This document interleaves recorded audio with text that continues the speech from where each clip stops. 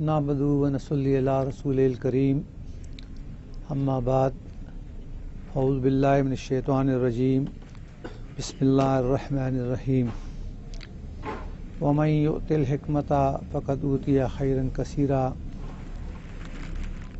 اللہم انی اسألک علما نافعا ورزقا واسعا وشفاء من کل داء اللہم صلی علی سیدنا محمد بعدد کل داء ودواء وبارک وسلم۔ تمام تعریفیں اس ذات پاک کے لیے جو تمام جہانوں کا مالک و معبود ہے۔ لاکھوں کروڑوں درود و سلام احمد مجتبی محمد مصطفیٰ ختم رسل رحمت للعالمین صلی اللہ علیہ وآلہ وسلم کی ذات مبارکہ کے لیے۔ آج کی جو محفل ہے طبی محفل ہے، اس میں آنے والے تمام حکماء کرام کو، ڈاکٹر صاحبان کو میں اپنی طرف سے اور اپنی کابینہ کی طرف سے دل کی اتھاہ گہرائیوں سے خوش آمدید والسلام علیکم ورحمۃ اللہ وبرکاتہ۔ ایک وکھری ون سونے طبیب دیے، ایک وکھری ون سونے طبیب دیے، ایک گل تحریک تسکین تحلیل دیے، ادھر ڈونگے پنو جان لویں، ادھر ڈونگے پنو جان لویں، ادھر وچ بڑیاں کراماتاں نے، طب یونانی دیاں کیا باتاں نے، طب یونانی دیاں کیا باتاں نے۔ مجھ سے پہلے فاروقی صاحب نے استاد الحکمہ حکیم حاجی دوست محمد صابر ملتانی رحمۃ اللہ علیہ کی شان میں کافی بہتر گفتگو کی، اور استاد محترم سید نعمت علی شاہ صاحب کے بارے میں بھی بہت اچھا بیان کیا۔ ان کی تفصیل میں نہیں جاؤں گا۔ اللہ پاک کروڑوں رحمتیں صابر ملتانی رحمۃ اللہ علیہ کی قبر پر نازل فرمائے، آمین، اور ہمارے استاد حکیم سید نعمت علی شاہ صاحب کی درجات بلند فرمائے، اور لاکھوں کروڑوں رحمتیں ان کی قبر پر بھی اللہ پاک رحمت سے برسائے۔ جیسا کہ آپ کو معلوم ہے کہ صابر صاحب نے علم طب کے ایک وسیع سمندر کو ایک کوزے میں بند کر کے نظر مفرد اعضاء میں پیش کیا، تو یہ ہمارے لیے ایک بہت بڑی ایک راہ ہموار ہو گئی، اور اس کو پھر اس کوزے کو سید نعمت علی شاہ صاحب نے اپنی 6 نبضیں کل امراض کی کتاب کی لڑی میں پرو دیا، جس میں انہوں نے نبضوں کی صحت والی نبضیں بتائیں۔ آج تک کسی حکیم نے یہ کوشش نہیں کی، یہ بتایا نہیں کہ صحت والی نبضیں کون سی ہوتی ہیں۔ بگڑی ہوئی نبضیں تو سب ٹیسٹوں سے پرکھ لیتے ہیں، کارورے سے پرکھ لیتے ہیں، براز سے پرکھ لیتے ہیں، مگر صحت والی نبضوں کے بارے میں کسی نے بھی کبھی کچھ روشنی نہیں ڈالی۔ تو اس کے لیے میں خراج تحسین پیش کروں گا اپنے استاد محترم سید نعمت علی شاہ صاحب کو کہ انہوں نے صحت والی نبض کا بیان بڑے مفصل طریقے سے کیا۔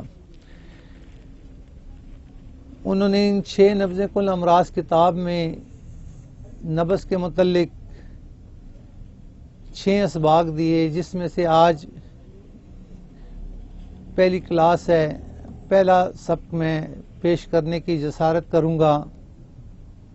اللہ پاک مجھے آسان بیان کرنے کی توفیق عطا فرمائے، اور اس کے ساتھ ساتھ آج کے اس محفل میں اس سبق کے ساتھ بخاروں پہ مختصر بیان ہوگا، اور اس کے ساتھ ساتھ ایمرجنسی درد آ جاتے ہیں مریض کو، جو کہ ڈاکٹر ذات فوراً کور کر لیتے ہیں، میں وہ بتانے کی کوشش کروں گا انشاءاللہ تعالی، اور آخر میں مختصر دوا سازی کے بارے میں گفتگو ہوگی۔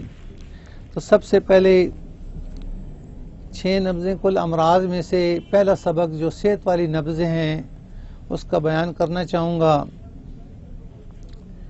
جیسے کہ ہمارے استاد محترم نے فرمایا، جب مریض آپ کے پاس آئے تو آتے سار اس کو نہیں دیکھنا، اس کو 15-20 منٹ بیٹھے رہنے دینا ہے تاکہ اس کا دوران خون نارمل ہو جائے۔ پھر جب اس کو آپ اپنے پاس بلائیں تو مرد ہو تو اس کے دائیں ہاتھ کی نبض دیکھنی ہے طبیب کو بائیں ہاتھ سے، اور اگر عورت ہو تو اس کے بائیں ہاتھ کی نبض اپنے دائیں ہاتھ سے دیکھنی ہے۔ نبض دیکھنے کا جو طریقہ ہے وہ عام فہم طریقہ ہے جو نعمت علی شاہ صاحب نے بتایا ہے۔ اس میں سب سے پہلے آپ اپنی چاروں انگلیاں کلائی کی ہڈی کے ساتھ نرم جگہ جو شروع ہوتی ہے وہاں رکھنی ہے آپ نے بالکل برابر۔